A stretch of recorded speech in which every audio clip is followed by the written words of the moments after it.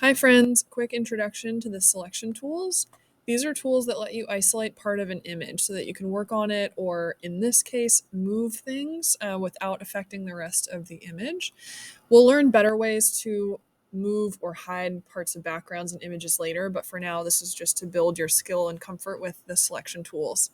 So in each of these, you will need to move a part of the image out of the image itself into the blank space on the right to show me that you've got the idea of those tools. So for the first one, you can use the rectangular or elliptical marquee tools and just pull one of the birds out of the image. So these tools can be found in the top left, right underneath your move tool. If you hold down, you'll see the rectangular and the elliptical marquee tool there. I'm going to use the elliptical marquee tool and drag a circle around. But you can also hold shift while you drag, and that'll maintain a perfect circle rather than drawing an oval.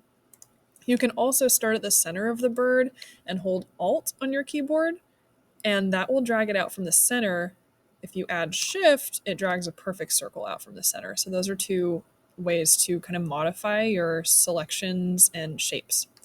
So I've dragged a circle around the bird. Now I'm going to switch to my move tool, or the shortcut V, and I'm just going to click and drag the bird out into that open area. It's important that after you've made a selection and you're done with that area of the image to click Control D or deselect. It's up here in this list under select, if you ever forget the shortcuts. And that allows you to go back to editing the rest of your project and not just that isolated piece.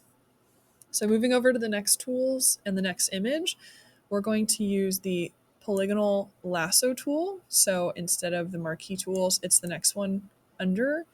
The regular one, just the regular Lasso Tool, is a freehand tool. That's good for certain instances, but for larger selections and kind of complicated things, it's really not ideal. So we're going to use the Polygonal Lasso Tool instead. I don't want this selection I just made to demo it, so again, I'm going to do Control D. Now with the Polygon Lasso tool, I can just click at any of these corners, and it's kind of like connect the dots. I'm just going to click everywhere I see a corner on the Porygon. This is one of the Pokemon if you're not familiar, and I'm just going to select all the way around. I'm doing it pretty quick for this demo. You might want to go a little bit more carefully, try and not get so much of the background around the Porygon, but for the sake of this demo, just trying to go kind of fast. So again, it's making straight lines between everywhere you click. It's just like connect the dots. And once you get back around to where you started, you will be able to finish or close your selection back at that starting point. So you'll see that little circle pops up to the bottom right of the tool. And when you make it back to the beginning, then your selection becomes active. These are called marching ants when you see those dots. So now I can switch back to my move tool and move the little Porygon out of the background. I'm going to do Control D to deselect. And you can see I got quite a bit of the background in there because I made my selection a little outside of the shape. So something good for you to practice while you're working on this to try and get as close as possible. Some other tools hidden under there, like we said, there's the Lasso Tool, Polygon Lasso Tool, and now the Magnetic Lasso Tool. So you're going to get that for this next selection. And the Magnetic Lasso Tool is kind of a combination between like the Polygon, the freehand lasso tool, and then kind of like an automated selection tool. So when you start, you're just going to slowly drag your mouse and you'll see it's going to follow you. It's kind of going to search around where you're moving your mouse. It's searching for an edge. See right there, it thought for some reason there's an edge out there. If it makes a spot that you don't want, don't freak out. People do this all the time. They're like, oh no, just click the backspace button on your keyboard, to like delete a letter or things. And that will undo the last couple points, that were made. So you're going around with the magnetic lasso tool, keeping your cursor close to the edge of the shape you're trying to select. If it's for some reason not getting something, like it seems like it's reaching to make the next point and not finding it, you can also click with your mouse and tell it, hey, I want to point here, I want to point here. So while the automation is pretty good on an image that's as clear cut as this one, if you were doing a more complex image where the computer had a harder time telling where those edges are, you can just kind of force click and tell it, no, this is where I want an edge to go. So again, once you make it back to the beginning, you'll see that little circle pop up. You can click to complete your selection. And then you'll see the marching ants, which means you have an active selection. We're just modifying what's inside of that selection.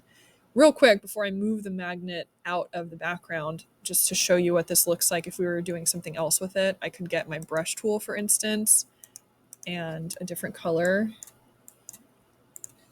And you can see it will only let me paint inside of my selection. So that's also what a selection does. But I'm going to undo that because that's not what I want. So I'm going to get my move tool again, grab the magnet, and just scooch it out of the background over to the right, and then Control D.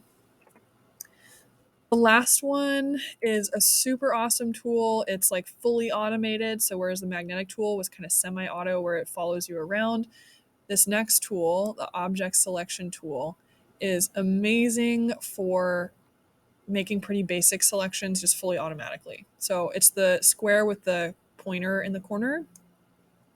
And what you can do is just drag a box around an object that you're trying to select, and it's going to look inside that box for what it thinks is the object that you want and just automatically select it. Now, don't forget to come up to your options bar while you're making selections too, and notice that there's going to be some other options for each tool. For instance, the object selection tool, you can make a rectangle or you can use a lasso. So if the rectangle doesn't work for a certain shape, I can use the lasso and it's going to look inside that area for my object instead of just a big rectangle. So that might be better for certain situations. And notice whether I'm in lasso or rectangle mode. I'm going to switch to rectangle. And I'm just going to get my deer again and get my move tool and move the deer over to the background.